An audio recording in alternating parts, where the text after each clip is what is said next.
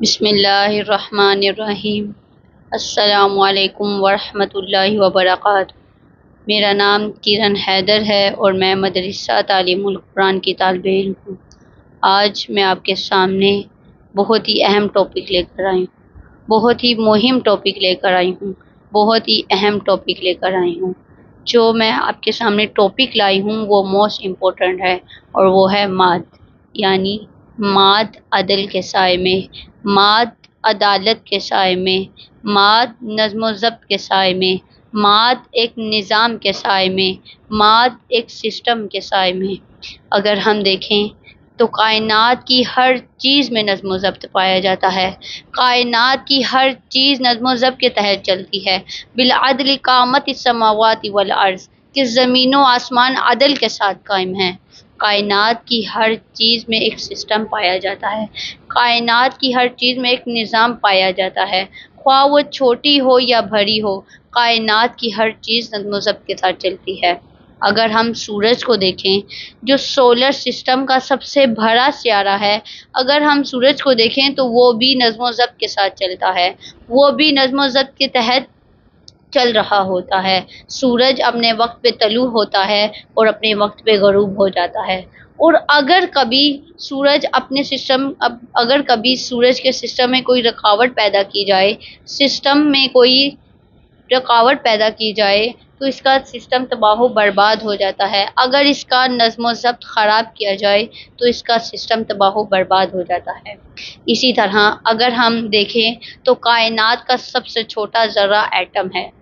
اگر ہم ایٹم کو دیکھیں تو ایٹم بھی نظم و ضبط کے ساتھ چلتا ہے۔ اگر ہم ایٹم کو توڑیں تو ایٹم کے اندر سے الیکٹران، پروٹون اور نیوٹرون نکلیں گے، جو انتہائی نظم و ضبط کے ساتھ اپنا کام کر رہے ہوتے ہیں۔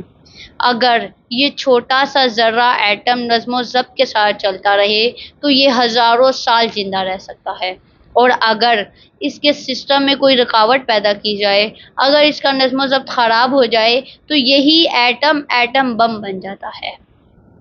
اب یہاں پہ ایک سوال پیدا ہوتا ہے کہ جہاں سورج نظم و ضبط کے تحت چل رہا ہے، نظم و ضبط کے ساتھ چل رہا ہے، ایک سسٹم کے تحت چل رہا ہے، کائنات کا چھوٹا ذرہ ایٹم نظم و ضبط کے ساتھ چل رہا ہے، تو درمیان میں انسان آتا ہے۔ یہاں پہ ایک سوال ہے کہ کیا انسان بھی نظم و ضبط کے ساتھ چل رہا ہے؟ کیا انسان بھی نظم و ضبط کے تحت زندگی گزار رہا ہے؟ تو جی بالکل، انسان بھی نظم و ضبط کے ساتھ زندگی گزار رہا ہے۔ دیکھا جائے تو اللہ تعالیٰ نے انسان کو دو چیزیں دی ہیں، ایک جسم دیا ہے اور ایک روح دی ہے۔ اگر انسان اپنے جسم کے نظم و ضبط کے تحت کام نہ کرے، اگر انسان زیادہ کھا لے تو وہ بیمار ہو جاتا ہے، اگر انسان کم کھائے تو تب بھی وہ بیمار ہو جاتا ہے، یعنی اگر وہ اپنے نظام سے ہٹ کر کوئی کام کرتا ہے تو وہ بیمار ہو جاتا ہے۔ اسی طرح روح کا بھی ایک نظام ہے۔ روح کا نظام کیا ہے؟ روح کا نظام دین ہے، روح کا نظام قرآن ہے، روح کا نظام سیرت رسول ہے، روح کا نظام سیرت اہل بیت ہے۔ اگر انسان اس میں بھی کوئی ڈسٹربنس پیدا کرے تو انسان تباہ و برباد ہو جاتا ہے، اگر انسان اس کے نظام میں بھی کوئی رکاوٹ پیدا کرے تو انسان تباہ و برباد ہو جاتا ہے۔ اگر ہم دیکھیں تو کوئی بھی مخلوق اپنی مرضی سے کوئی بھی کام نہیں کر سکتی، اپنے سسٹم سے ہٹ کر کوئی بھی کام نہیں کر سکتا۔ واحد انسان ہے جو اپنی مرضی سے ہر کوئی کام کر سکتا ہے، وہ چاہے تو اپنے سسٹم سے ہٹ سکتا ہے، اگر انسان چاہے تو اپنے جسم کے نظام سے ہٹ سکتا ہے، یعنی وہ چاہے تو دن میں سو سکتا ہے اور رات میں جاگ سکتا ہے، وہ چاہے تو زیادہ کھا سکتا ہے اور وہ چاہے تو کم کھا سکتا ہے۔ اسی طرح اگر انسان چاہے تو گناہ کر کے اپنے روح کے نظام سے ہٹ سکتا ہے، وہ چاہے تو سیرت اہل بیت کو چھوڑ کر اور اللہ کے احکام کو چھوڑ کر گناہ کر سکتا ہے اور اپنے نظام سے ہٹ سکتا ہے۔ اب یہاں پہ ایک سوال ہے کہ باقی تمام مخلوقات سے انسان افضل کیوں ہے؟ کیا وجہ ہے کہ انسان کو اشرف المخلوقات کہا گیا ہے؟ کیا وجہ ہے کہ انسان اپنی مرضی سے اپنے نظام سے ہٹ سکتا ہے؟ انسان کو اس لیے اشرف المخلوقات کہا گیا ہے کیونکہ انسان کو اللہ تعالیٰ نے ارادہ و اختیار دیا ہے۔ اگر اللہ تعالیٰ نے انسان کو ارادہ اور اختیار دیا ہے تو یہ ایک پھول کی مانند ہے۔ اگر ہم دیکھیں تو پھول کے ساتھ کانٹے بھی ہوتے ہیں۔ اگر انسان اپنے ارادے کا استعمال صحیح کرے، اپنے ارادے اور اختیار کا استعمال صحیح کرے، اپنے نظام کے مطابق کرے، تو یہ انسان معاشرے میں پھول کی مانند ہے۔ اور اگر انسان اپنے ارادے اور اختیار کا استعمال غلط کرے تو یہ انسان معاشرے میں کانٹے کی طرح ہے۔ اگر ہم باغ میں دیکھتے ہیں، جو سب سے زیادہ خوبصورت اور سب سے اٹریکٹیو کرنے والی چیز ہے وہ پھول ہے۔ اسی طرح جو باغ میں سب سے بیکار اور اگنور کرنے والی چیز ہے وہ کانٹا ہے۔ یعنی اگر انسان اپنے ارادے اور اختیار کا استعمال صحیح کرے گا تو یہ تمام مخلوقات سے اشرف المخلوقات کہلائے گا، اور اگر یہی انسان اپنے ارادے اور اختیار کا غلط استعمال کرے گا، اپنے نظام کے مطابق نہیں چلے گا، تو یہ انسان جانور سے بھی پست ترین ہو جائے گا۔ اللہ تعالیٰ ان لوگوں کے بارے میں سورہ اعراف کی آیت نمبر 179 میں ارشاد فرماتا ہے، بسم اللہ الرحمن الرحیم، وَلَقَدْ زَرَعْنَا لِجَهَنَّمَ كَثِيرًا مِنَ الْجِنِّ وَالْإِنسِ لَهُمْ قُلُوبٌ لَا يَفْقَهُونَ بِهَا وَلَهُمْ أَعْيُنٌ لَا يُبْصِرُونَ بِهَا وَلَهُمْ آذَانٌ لَا يَسْمَعُونَ بِهَا أُولَئِكَ كَالْأَنْعَامِ بَلْ هُمْ أَضَلُّ أُولَئِكَ هُمُ الْغَافِلُونَ۔ اللہ تعالیٰ فرماتا ہے کہ یہ لوگ تو جانوروں سے بھی بدتر ہیں، بل ہم اضل، بلکہ اس سے بھی بدتر ہیں۔ اولئک هم الغافلون، اور یہی وہ لوگ ہیں جو غافل ہیں۔ اور انہی لوگوں کے بارے میں اللہ تعالیٰ سورہ بقرہ کی آیت نمبر 174 میں ارشاد فرماتا ہے، بسم اللہ الرحمن الرحیم، فَهِيَ كَالْحِجَارَةِ أَوْ أَشَدُّ قَسْوَةً وَإِنَّ مِنَ الْحِجَارَةِ لَمَا يَتَفَجَّرُ مِنْهُ الْأَنْهَارُ۔ اللہ تعالیٰ فرماتا ہے کہ یہ لوگ پتھر سے بھی پسترین ہیں، بلکہ اس سے بھی بدتر ہیں۔ بعض اوقات دیکھا جائے تو پتھر کے اوپر اگر پانی پڑتا رہے تو اس میں بھی نشان پڑ جاتے ہیں، اور بعض پتھر ایسے ہیں کہ جن کے اندر سے نہریں جاری ہوتی ہیں۔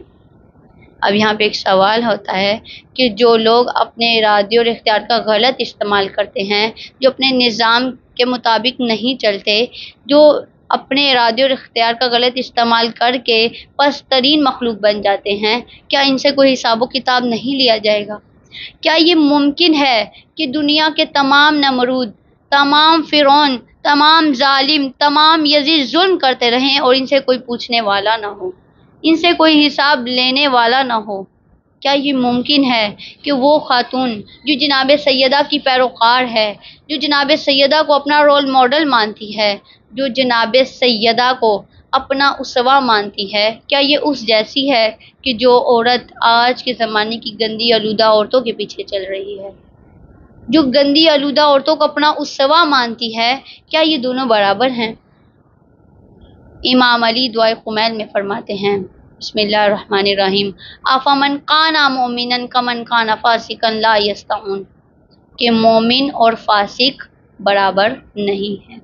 کیا یہ ممکن ہے کہ مومن اور فاسق روز قیامت میزان عدل کے پلڑے میں ایک ہی حیثیت رکھتے ہوں؟ دیکھا جائے تو انسانی عقل بھی یہ گواہی دیتی ہے کہ یہ کبھی بھی نہیں ہو سکتا کہ متقی اور فاسق ایک ہی حیثیت رکھتے ہوں۔ کیوں؟ کیونکہ وہ خدا تو خدائے عادل ہے۔ وہ خدا سورہ قلم میں ارشاد فرماتا ہے، بسم اللہ الرحمن الرحیم، افنجعل المسلمین کالمجرمین ما لکم کیف تحکمون، کہ تم کیا سوچتے ہو کہ مجرمین اور مسلمین ایک ہی جیسے ہیں، تم کیسے فیصلے کر رہے ہو؟ اسی طرح اللہ تعالیٰ سورہ سواد کی آیت نمبر 28 میں ارشاد فرماتا ہے، بسم اللہ الرحمن الرحیم، ام نجعل الذین آمنوا وعملوا الصالحات کالمفسدین فی الارض ام نجعل المتقین کالفجار، کہ کیا ہمارے اللہ پر ایمان لانے والے اور زمین میں فساد برپا کرنے والے ایک برابر ہیں؟ کیا متقین اور فاسقین دونوں برابر ہیں؟ کبھی بھی ایسا نہیں ہو سکتا کہ اللہ تعالیٰ روز قیامت متقی اور فاسق کو ایک ہی جیسا رکھے۔